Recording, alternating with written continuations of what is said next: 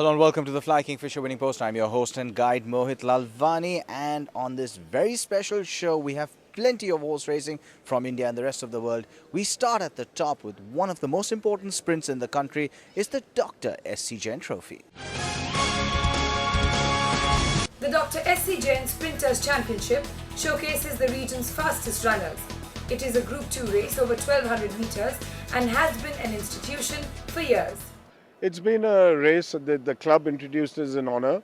I believe this race used to be called the RWITC Limited Committee Gold Cup. Several years ago, the committee decided to honour him and name this race after him.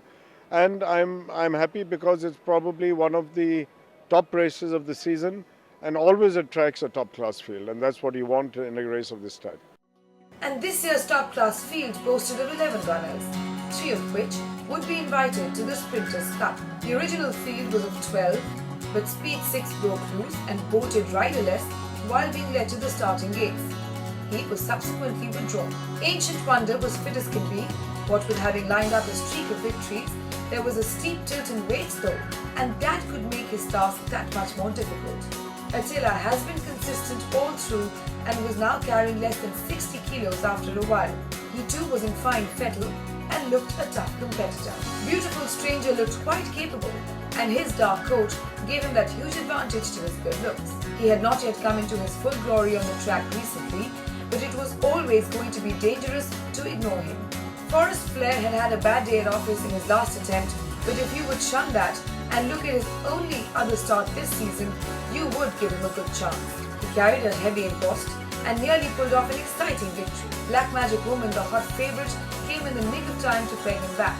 He looked well and confident. Bespoke couldn't be in a better state and looked very much a horse who had an impressive trail of victories.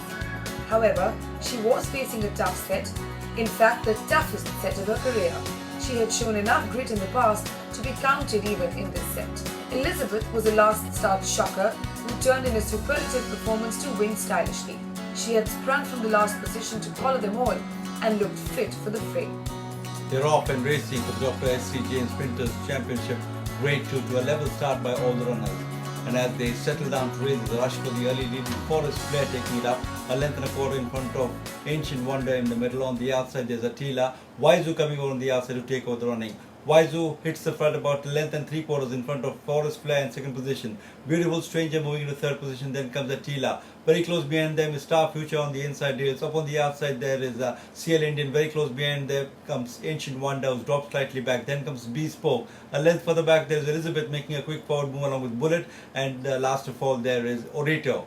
As they straighten for home, it's Waizu on the outside. Forrest Flair getting a lovely rail run. A length and a quarter further back there's Beautiful Stranger. Attila in the middle. Towards the rails there's Ancient Wonder. Then comes Bespoke also making his presence felt. A length further back there's Star Future. On the wide outside there's CL Indian with about 250 meters more to run. Forrest Flair still about a length and 3/4 in front of Beautiful Stranger. Towards the inside rails there's Ancient Wonder. Then comes Bespoke also getting a little bit closer with about 50 to go. And Forrest Flair is not going to be caught. Forrest Flair wins the Dr. S.C. Jain Sprinters Championship in a fantastic fashion, from Bespoke finishing up second, then comes Ancient Wonder and the rest as the race past the finish.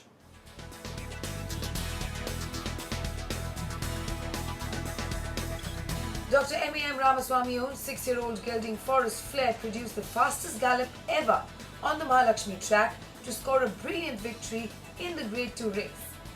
Forrest Flair was clearly superior, having resurfaced with his known zip and surge. I just thought a dash rat saddle had gone up his neck. He didn't have much control. I knew I was going to get a split. He's a quirky type, as you can see. So I just let him enjoy himself, and he done it real well. Listen, he's after breaking the course record here. Whether Bangalore will suit him or not, I don't know, but he's a good ride to have. He's a very moody horse, and Chris gave him a brilliant ride. Last time, I think Srikanth was riding him for the first time. And he was a little nervous, and the horse was a little nervous, I think. But he rode a good race. I'm happy today. He's a very straightforward horse. He knows his job. Come from behind, come from front. A good horse is always a good horse. The Jain family graced the presentation podium, and the longest-serving ex-chairman of the RWITC, Dr. Shashi Chand Jain, in whose honour the race is titled, gave away the trophies along with additional hampers to the winning connections. Well, the next stop for these contenders will be the Sprinters Cup. It's time now for our Kingfisher Trailblazers. Let's take a look at yet another big race, the Eclipse Stakes of India. The Eclipse Stakes of India was the other important race in the day, and this one saw a cracker of a finish. They're off and racing for the Bairam Boy Eclipse Stakes of India Grade 2 to a lovely even start by all the four. And as they settle down to race, Berlusconi towards the length in front of Berlusconi in second position. Romantic is racing third, then comes Native Knight along the inside. To the backstretch now, it's Airplay about 2 lengths in front of Berlusconi in second position. A length and a half further back there's Romantic on the outside, close on the fence there's Native Knight. And as they gallop past the 1600 meter marker, Airplay maintaining about 2 lengths in front of Berlusconi in second position. A length and a half further back there's Native Knight on the fence, on the outside Romantic. Airplay still calling the shots, a length and 3/4 in front of Romantic, putting his nose in front. On the inside race there's Berlusconi, another 2 1/4 lengths further back there's Native Knight.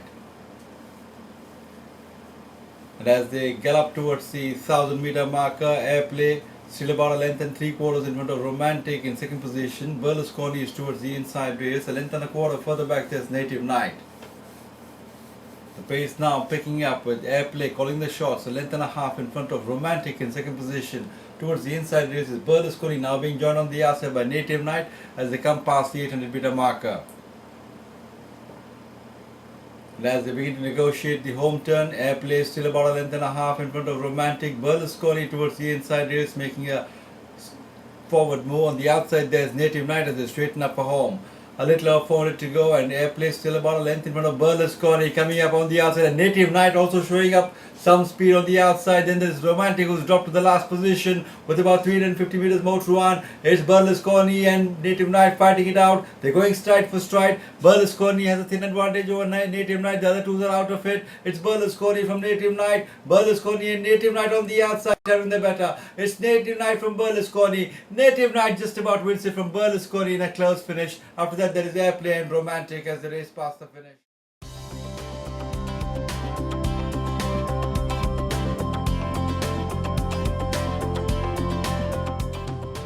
The heart of the trainer and his wife who have blessed the horse, and the trainer told me in the morning that with the line of Onassis, the odds on favorite can lose, and that's what happened. The Bike Cup was a pointer. He showed he can point out the 2800 meter distance. And how was he feeling today actually before the race? He was feeling very well and he has now come into his own. If you go by this old line, he was fighting with Jacqueline and Beckett, and now that these two are not there, he was one of the best horses of his time. So I think he's now taking on the younger generation.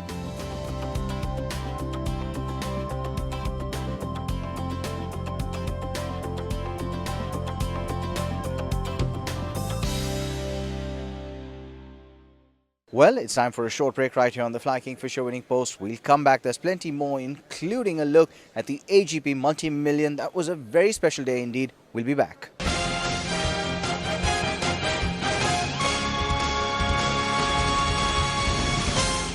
Welcome back to the Fly Kingfisher Winning Post, and moving right along, the AGP Multi-Million was not just a day of one race. It was a day that was magical for everybody on ground.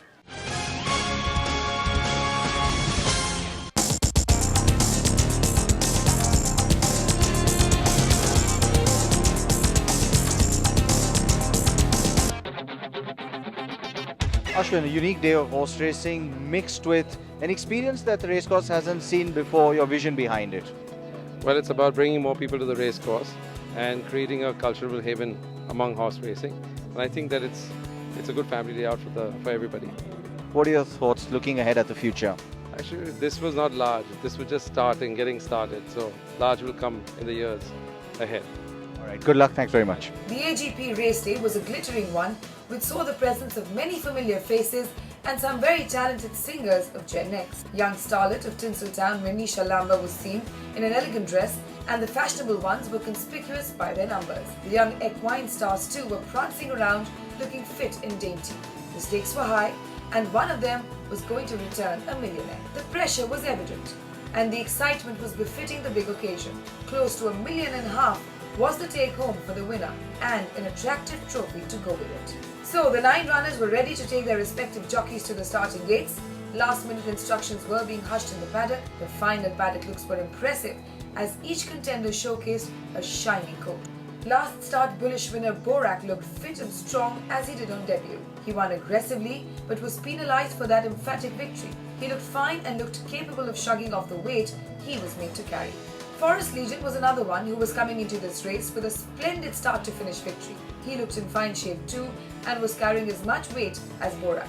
Both were carrying 57. Maple Star had won an objection last time out when Storm Tracker took him out considerably, causing him an interfered final gallop. The stewards agreed with his jockey and he was awarded the race that was originally won by Storm Tracker. Maple Star therefore had a point to prove. Blue Ace had a strong contingent backing his chances. After all, he had finished second on both his previous outings and was looking to better that. Wings of Glory was also one of the fancied runners who looked the part in the paddock. She was yet to score but looked like she would make an impact on the day. The horses set off for the starting gates and the odds board looked healthy with no firm favourite at cramped odds. They're off and racing for the AGP multi-million to a lovely even break by all the 9 runners. And as they settle down to race, Forest Legion showing early speed, soon being joined by Wings of Glory in the middle. On the outside there's Blue Ace, a length and a quarter. Further back there is Maple Star. Towards the inside race there is Chicharito. A length and a half further back there is Destiny. Towards the inside race being overtaken by Pacha. On the wider outside there's Borak making a quick forward move and tilting the field. There's Anahi. They're racing past the 800 meter marker now with Wings of Glory the leader, 3/4 of a length in front of Blue Ace in second position. 2.5 lengths further back there is Forest Legion, who's dropped to the third. 2 lengths further back there is Maple Star, then comes Chicharito as they negotiate the bend and straighten for home. A little over 400 to go for the AGP multi-million. Wings of Glory still calling the shots, a length and a quarter in front of Blue Ace in second position.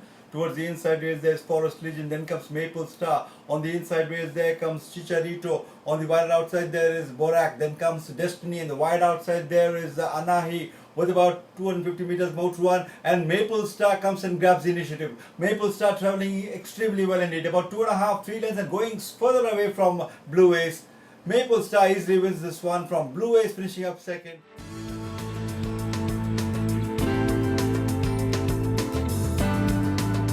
Maple Star had made his point. He showed tremendous improvement and stretched out beautifully to sew up the race long way from home. Blue Ace yet again found one better for the 3rd time in a row.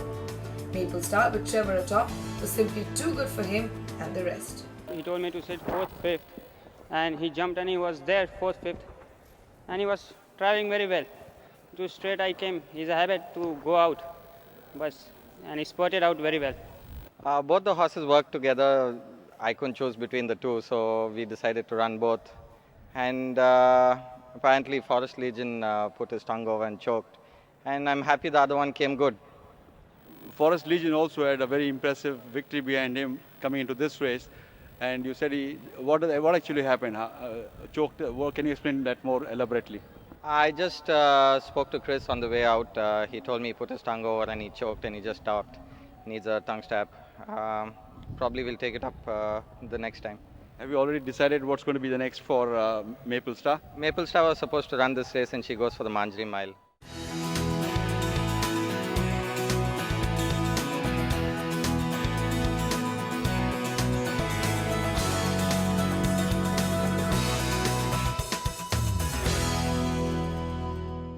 Well, it's time for a short break right here on the Fly Kingfisher winning post. The big race this weekend is the Poonala Breeders Multi-Million. We'll come back. We'll analyze that just after this.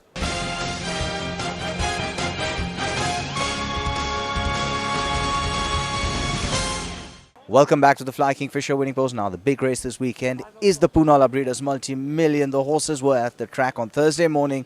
Let's find out what Tipping Tim and Nature Wet Morning Glories has in store for us.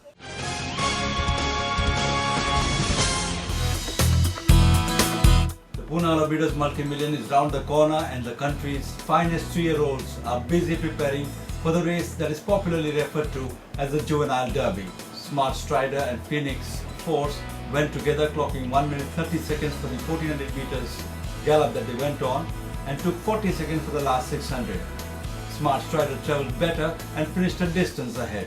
Sikandar moved well with Sandesh atop and clocked 1 minute 03 seconds for 1000 meters, stretching out well to gallop the last 600 in 37 seconds. Day's best had Richard Hughes astride and galloped fluently to clock a nippy 37 seconds for the last 600. Machiavellianism with P.S. Chauhan went with UL, who had Rajendra to guide him, and they clocked 49 seconds for the 800 meter gallop and the last 600 taking just 36 seconds. Cream of the crop with C.S. Jodha in the saddle looked impressive and finished a distance ahead of Bonobo, clocking a nippy 36 for the last 600. Southern Opinion was partnered by C.D. Hayes and went along with Supreme Minstrel, clocking 1 minute 33 seconds for 1400 meters, stepping it up to finish the last 600 in 39 seconds. Among the seasoned horses, Onassis and Machu Picchu went together on an easy gallop, taking 1 minute 42 seconds for the mile-long gallop and finished easily, clocking 42 for the last 600. Tetarisis with Stefan Basquer went over 1200 meters along with Tolstoy, who had Zervan on top, taking 1 minute 22 seconds the last 600 in 39. Stromboli with Malcolm Karadi moved fluently, clocking 1 minute 33 seconds for 1400 and improving steadily to notch up the last 600 in just 38 seconds. In this week's tipping team, the race in question is the Poonawalla Breeders Multi-Million Grade 1. If you're looking to pick the top 4 in this race, it would pay to hear what the professionals have to say. Poonawalla Breeders Multi-Million is the richest race for the 3-year-olds in our country. And I am lucky in my first year of my career as a trainer. I have a runner who has done well himself. He has won 2 races for me and he's in good form. I hope he does well. Shivalik Hero and he's Rebuttal and Rebuttal are really doing well. So I hope he keeps up. Borak has won very impressive. I have to give a chance because, as I said, this is the richest race for the 3-year-old and it comes only in one time in their lifetime and I have to take a chance. It is a very competitive race. There are a lot of horses running with a good form. Both of my horses are running with a very good chance. I hope the best horse wins. Forward now is the past the 800 meter marker. Very close behind is Bourbon Street. Very close behind the Your Lordship. 2.5 lengths behind is Barak as the past the 600 meter marker. Kimberly Emerald on the outside. On the way the Afro Jack. The Poonawalla Breeders Multi-Million, the biggest race for the 3-year-olds this season. I've got 2 runners, Phoenix Force and Turf Lightning. Turf Lightning won a 5-furlong lead up very well and she'll run a good race. Phoenix Force is a very temperamental horse. He'll get the 7 over his head and if he decides to run, he'll make them all run. Now with Halle on the inside, a link from a Turf Lightning on the outside, Showers of Heaven in the center, Winds of Luck is on the far side, on the well the Jewel, very close behind is Suntan Beauty as the path of 600 meter marker, 2 lengths away there, My Last Wish, 3 lengths behind is Burgundy Rose, up on the outside the Krypton Midnight Lady. It's the only grade 1 race for 2-year-olds, 3-year-olds. And it's very important to win such a big race. For a small stable like me, winning this race would be a big thing. Hachiko has improved after his last 2 runs and I'm hoping that he'll run a cracker of a race and win this race. They settle down to race. There's a rush for the early lead with Shararat puts her nose in front from Supreme Minstrel in the middle. Towards the rails there is Hachiko in the green cap. Very close behind them is Ashwa Shakti. Angel's Kiss making rapid progress on the outside to be well in touch with the leaders. After that there is Wings of Glory on the outside. Towards the rails there is Set Ablaze and a length and a quarter behind. Last of all is Ice Empire. Back to the leaders, Shararat about a neck in front of Angel's Kiss. These two are about a length in front of Hachiko. Towards the inside rails, Supreme Minstrel in the middle. On the outside, Wings of Glory. After that there is Ashwa Shakti, Set Ablaze towards the rails and Ice Empire. The Poonawalla Million is the biggest race for 3-year-olds in the country. Every owner has the desire to have his horse running in that race. We as a syndicate have been very fortunate that we could plan and program our horse Suomoto to run in this race and we hope our campaign meets and culminates in success in the Poonawalla Million. I think this is the only race I haven't won, Group 1 race. So it will be nice if I could win this. Yes, it's a very important race because it's a pointer to the future of the horses who run in that race. Cream of the crop is by a very good stallion, War Chant, who's already produced the Keeneland Derby winner.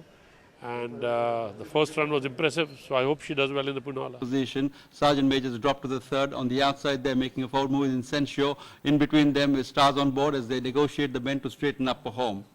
Into the straight they come, and it's Pacha the leader, a length and a quarter in front of Sky High, biding his time on the outside. Then there is Cream of the Crop, also putting a good run on the outside with about 350 meters more to run there. It's Sky High who takes up the running from Cream of the Crop, coming up nicely on the outside. Cream of the Crop on the outside has a slight upper end over Sky High, and these two are battling it out. It's Cream of the Crop from Sky High. They're going stride for stride. It's Cream of the Crop from Sky High, but Cream of the Crop traveling the better.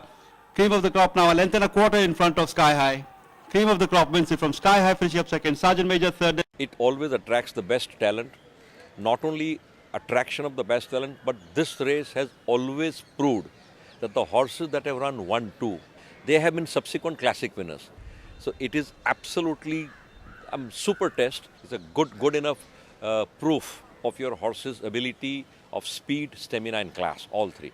Well, that's all we have on this episode of the Fly Kingfisher Winning Post. We will join you next weekend with all the results and the full race day from the Poonawalla Breeders Multi-Million. We leave you on a very sad note because a doyen of Indian horse racing, Dadi Aidenwala, who gave so much to this race course and the industry, passed away in a tragic accident just a week ago. We will remember him, and we loved him, and he will be missed by all.